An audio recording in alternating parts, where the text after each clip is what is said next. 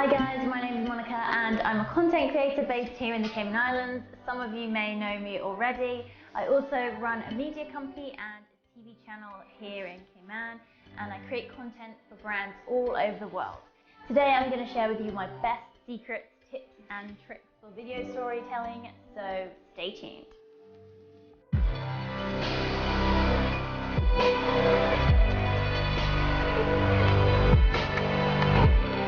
Okay, so I thought I'd start off by telling you my story, my journey, and then we can get into some of the tips and advice on how to use a camera, which gear I use, editing software, which drone to buy, and things like that. Okay, so I first started creating content when I was working at the local news TV station here in Cayman. I had studied multimedia journalism, so already knew about cameras, already knew how to edit. After a few years of being a TV news reporter, I then started managing the tourism channel, so I would be promoting the island, promoting local businesses, restaurants, tour companies, hotels, to visitors that are staying in the hotel rooms, showing them what to do when they're here on the island.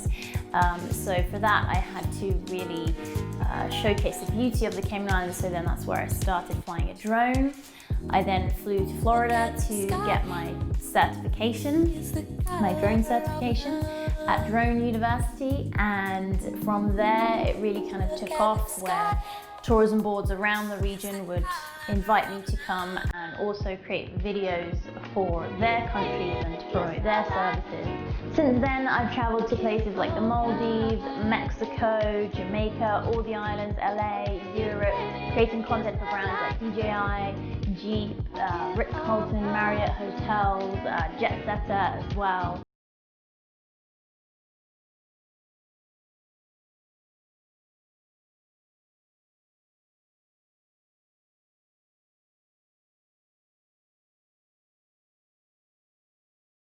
And earn a six-figure salary.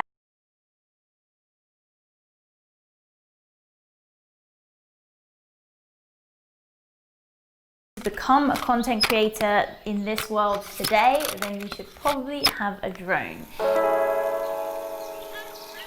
Okay, so when you're choosing a drone, it really depends on what kind of content that you're going to create. So you should think ahead of time what you really want your brand to be, what you want your content to look like. So for example, if you're going to be shooting cinematic movies, then the choice of drone is going to differ from, if you're just trying to create travel videos for social media.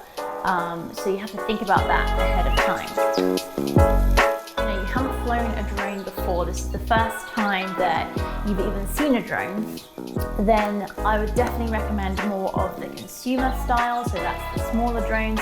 There's a line from DJI, such as the DJI Spark, the Mavic Mini, which is one of my favorites, the Mavic Air. Okay, so this is the Mavic Mini. It's so tiny and little. It's actually my favorite drone right now, mainly because I'm stuck inside in quarantine, and I can actually fly this little guy inside. So it's super cute, really good to start out as a starter drone, and easy to use.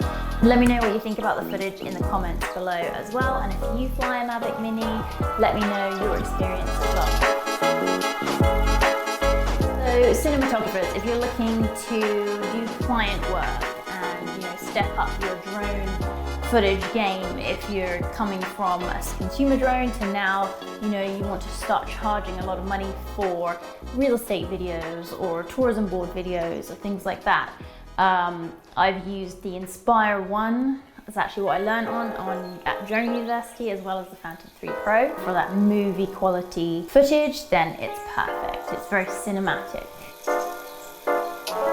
Okay, my favorite one. So if you're traveling and you want to create amazing, beautiful footage of landscapes, of beaches, of beautiful hotels that you're staying in, then the Mavic 2 Pro is my ultimate go-to drone. It's what I use on an everyday basis.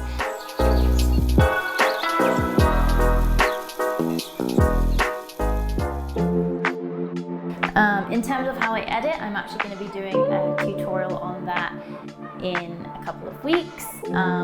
So stay tuned for that one, because I'll actually go through some of my travel videos that I've done in Jamaica, in the Maldives, just to show you how I pieced everything together, as well as the colouring and the colour grading too, which some of you are asking about. So I'll give you all of that information. So Traveling Island Girl, you're asking about the settings on the Mavic Mini and how to adjust the camera angle. So the Mavic Mini is actually auto, so you don't actually have to adjust any of the settings. Everything is auto, which is the difference between the Mavic 2 Pro. You get a little bit more control over your settings, like your ISO, your aperture, your shutter speed, and your frame rate. So you don't really have to worry about that right now if you're using the Mavic Mini, because the quality that you'll get is perfect. So you just kind of focus on getting those shots, getting used to flying it, seeing how your footage comes out, and then we can go into camera settings and drone settings on the Mavic 2 Pro in another video as well.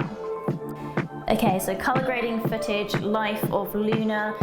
I'll tell you now that lately I've been shooting in log. Depending on what camera you use, it really is best to shoot in log if you're looking to get really nice, beautiful colors coming out in your footage. You get more control over how the full picture comes out and how you can grade it and what you want it to exactly look like. Whereas if you're shooting in Cine-like, then you get less control over how you want the footage to come out. I'm actually shooting this video on Cine-like settings on the Sony a7S II, so you can see how the colouring comes out on that. I also just go in on Lumetri Colour and just play with the colours and Colorista as well. This is the controller here. So on the back, there's actually on the top left, there's a little scroll button here. So that's how you actually control the camera angle. So you just scroll down and you can get those beautiful top-down shots that you want as well. Okay, so beginner on everything, what camera to use and start out on. So I just told you that I use the Sony a7S II. I also use the Panasonic GH5. I can drop links to those in the description as well. What program to use once you've shot your video on the Mavic 2 Pro. I mentioned earlier to download Premiere Pro. I can do a full tutorial on how to edit using that. It's pretty simple. I've taught many employees how to use Premiere Pro, and they've gone on to create successful businesses with the same gear as well, the Panasonic GH5, the same lenses, which I'll go over as well. So it is possible to become a content creator, create a business, and make a living from actually doing this. And hopefully I'll help you get on that journey as well. So I hope you enjoyed the episode. If you did, then make sure you like this video and subscribe, and drop a comment if there's anything you want to know. Then I'll do my best to respond, and I'll see you guys next time. Thanks.